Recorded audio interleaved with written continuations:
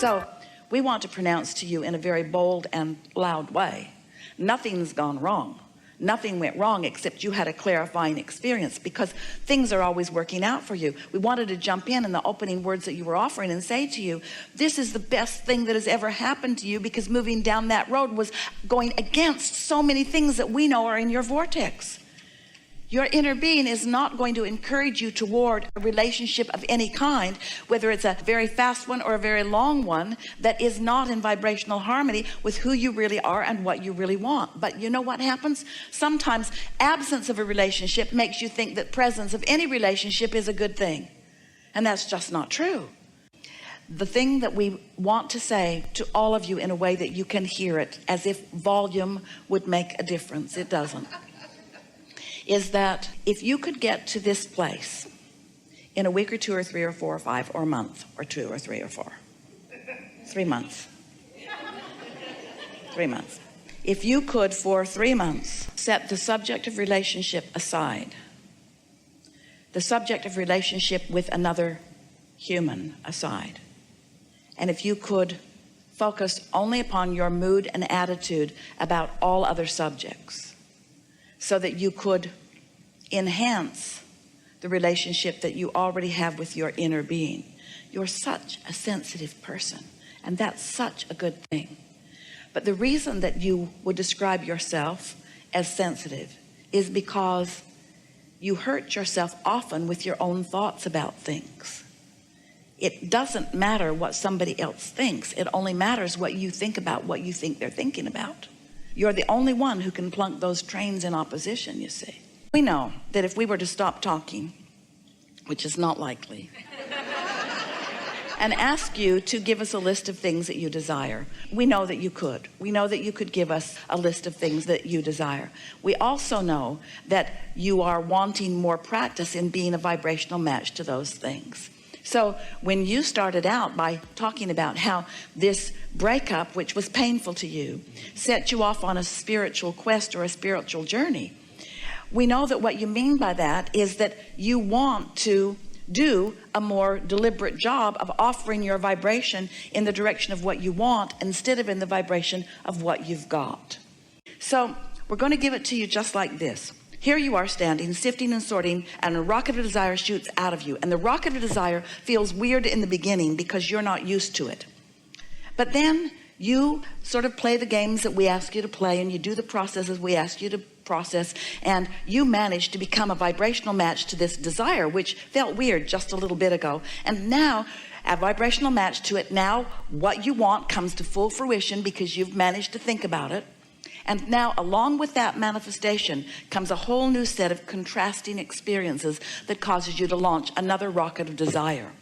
This is especially true relative to relationships, especially true relative to those significant relationships. Sometimes you've lived something that has been absence of something that you really wanted. So you launched a strong rocket of desire, and that rocket of desire is disproportionate to other things that matter too.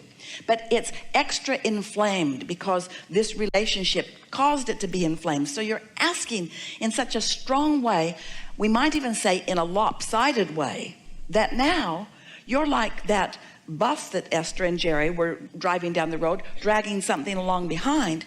That desire is so strong that then law of attraction brings you something that satisfies that desire. So you settle into that relationship and it feels so good. But then life shows you that while that one thing is being satisfied, that there are other things that are important to you too. And you launch those rockets of desires. And so it takes a lot of exposure to life and exposure to experiences in order for you to create this wonderful desire, this vibrational desire. We called it a vibrational reality. We called it the vortex of creation. This launching of these rockets, it takes a lot of experience because words don't teach.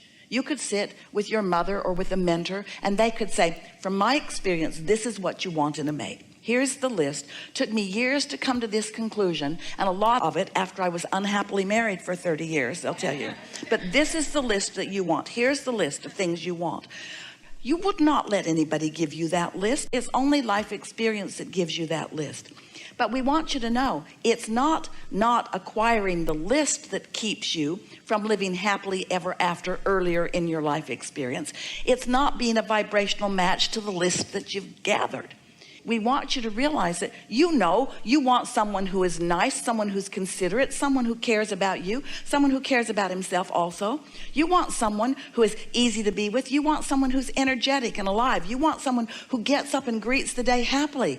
You want someone who rises easily to feeling good. You want someone who is critical hardly ever at all. You don't want someone who's a doormat. You don't want someone who will do anything that you ask them to do. You want someone who's a thinking person. You want someone who's had some life experience. You want someone who's eager about life. You want someone who dresses well and who likes money and who likes nice things and who drives a nice car. There are lots of things that over lifetime you have gathered, but most of all, you want someone who is intuitive enough to know when they are in alignment and when they are not in alignment. You want someone who understands that they create their own reality and who is willing to take responsibility for their own. You've created a really good list of things that you want, but you are like so many people.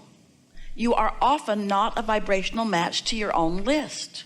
So since you've got a mixed bag of vibrations going on, your attraction power is not clean yet. It's not in pure vibrational alignment with what you want, because you put an engine going this way and an engine going this way and an engine going this way and an engine going this way and an engine going this way and an engine going this way.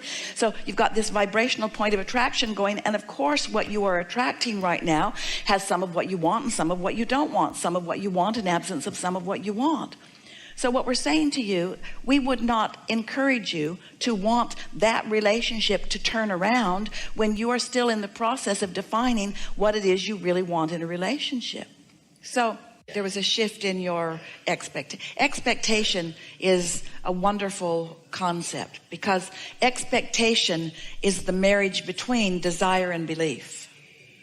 In fact, we could say you get what you expect. It's accurate to say you get what you believe, but it's more poignant to say you get what you expect. So if you want something and you don't expect it, it doesn't come about. But that's why after you've had the experience, quite often somebody who's sat in this hot seat before can come again and again and again and again and again, because they just expect to be there. They know they're going to have a good dialogue and they just expect to be there. And so their expectation equals their point of attraction. You think Abraham is choosing you. You're choosing you. You're choosing you. You're choosing you. We're just the cooperative component. It's the way it is with everything. Everything is that way. There's nothing that is arbitrarily or in some sort of control dictating what happens in your life experience. It's only you. You choose it all. But a lot of times you're not choosing it deliberately. That's why we're talking about these tools that you can use so that you can choose in ways that are more satisfying to you. So you are not puppets on a string. You are co-creators. And there is knowledge of how things work that is deep in the DNA, if you want to call it that, of your inner being. And so here you are out here, little chicks, digging things up and moving through life and coming to new desires and putting desires in the vortex that your inner being then knows about. And as you create a problem, you also create a solution which your inner being focuses upon and then gives you real-time information about how to turn that new thought, so new that it's not even a thought, it's still a vibration, that vibration to a thought and that thought to a thing. Your inner being immediately knows all of that and is feeding that to you real-time. And if you're tuned in, you get the impulse and you know what to do. You don't have to get it from a book. You don't have to go to some sort of school to learn how to satisfy your own quests in life experience, you see. Did you hear what we said? Well, we'll tell you what we really mean. You think, oh, any relationship's better than no relationship. Any relationship is not better than no relationship, because in the absence of another person, you might have an opportunity to form a conscious, deliberate relationship, meaning mood and attitude and vibrational alignment with your own inner being. And when you line up with who you really are, it is our promise to you that in that absence of resistance, the person that you are looking for is going to come into your experience with such swiftness and such clarity. And as you meet this person, there will be no question in either of your minds.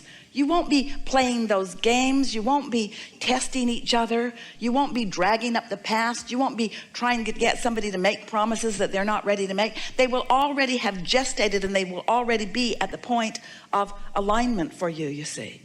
Do you understand how this vibrational reality works? With everything that you've been living, and it's been enough. We're not saying that you need more data to collect in order to create the perfect relationship. You've already created it, and that relationship exists in your vibrational reality.